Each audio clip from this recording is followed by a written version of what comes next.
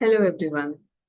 Today I will be discussing a topic that often sparks curiosity and controversy in the tech world: iOS jailbreaking. Let's start with a simple question.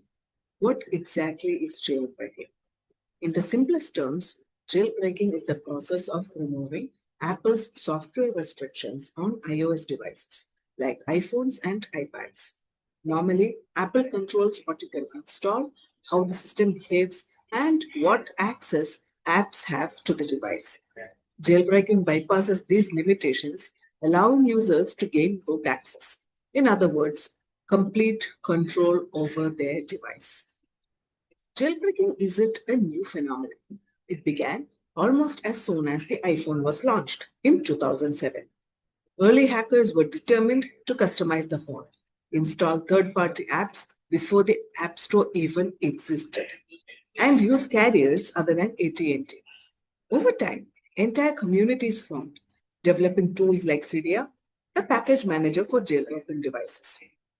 In the early days, jailbreaking was almost essential for features like custom wallpapers, tethering, or widgets, features that Apple didn't allow. Interestingly, many of these jailbreak innovations eventually became official iOS features. For instance, features like multitasking and control center were pioneered by jailbreak tweaks before Apple adopted them. How does jailbreaking work? To understand jailbreaking, we need to know how Apple protects iOS devices. iPhones are designed like locked down fortresses. Key protections include code signing, that is, only apps signed by Apple can run. Sandboxing, each app runs in its own isolated space with limited access to the system. System integrity protection, critical files are off limits. Jailbreaking works by finding vulnerabilities in iOS and exploiting them to break through these walls. Think of it like finding a tiny crack in a castle wall and widening it to create an entry point. There are different types of jailbreaks. Tethered jailbreak needs a computer every time you reboot. Untethered jailbreak, which is permanent, even after reboot, the device stays jailbroken. Semi tethered or semi untethered works until a reboot, after which you need to run an app or tool to re enable the jailbreak. Why do people jailbreak their devices? Well, there are many reasons, and not all are malicious. One, customization. Users can completely change their iPhone's appearance, install themes, and modify the user interface beyond Apple's limits. Number two, access to non App Store apps. Some apps aren't allowed on the App Store due to Apple's strict policies. Jailbreaking allows you to install them via tools like Cydia. Number three, advanced features. Power users can unlock features like call recording, file browsing, and more. Number four, carrier unlocking. Jailbreaking historically allowed users to unlock iPhones for use with other carriers, which was a major reason for its popularity in the early days. While jailbreaking opens up possibilities, it also opens up Pandora's box of problems. Security risks. When you remove Apple's restrictions, you also remove its security protections. Jailbroken devices are more vulnerable to malware, spyware, and hacking. Instability. Jailbreaking can make devices crash more often or behave unpredictably. No warranty.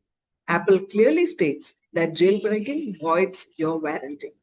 If you break your phone, you're on your own. Updates break jailbreaks. Every time Apple releases a new iOS update, it usually patches the jailbreak exploits.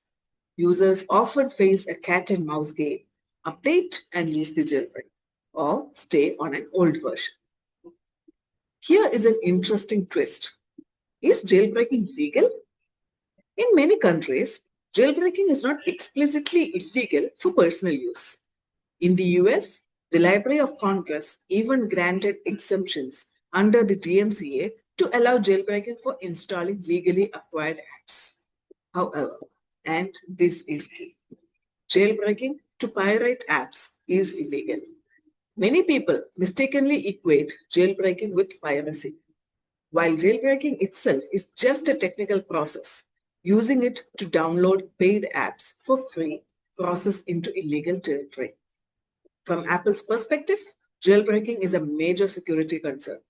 Their official statement warns that jailbreaking can cause security vulnerabilities, instability, shortened battery life, and disruption of services. Interestingly, jailbreaking isn't only used by enthusiasts. Security researchers often jailbreak iPhones to study vulnerabilities, test exploits, and make iOS safer. Apple even runs a bug bounty program, rewarding researchers who responsibly disclose vulnerabilities instead of using them for malicious purposes.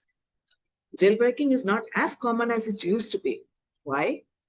Apple improved iOS.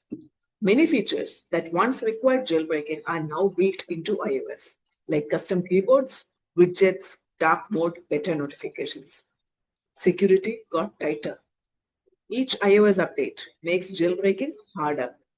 Today's jailbreak tools often work only on specific iOS versions, and it can take months for new jailbreaks to appear. Fewer developers. With a smaller community, fewer tweaks and apps are made for jailbroken devices. As a result, jailbreaking has shifted from a mainstream trend to more of a niche hobby for security researchers and hardcore enthusiasts. So, to wrap up, jailbreaking started as a way to push the limits of what the iPhone could do. It gave users freedom, but also exposed them to risks. Over time, Apple responded by adding many jailbreak inspired features and tightening security. Today, jailbreaking still exists, but it's no longer essential for most users. It raises an important debate. Should we prioritize freedom to modify our devices or the safety and stability of a locked system? In the end, whether you view jailbreaking as innovation or intrusion, it has undeniably shaped the way iOS evolved. So until we meet next time, stay safe.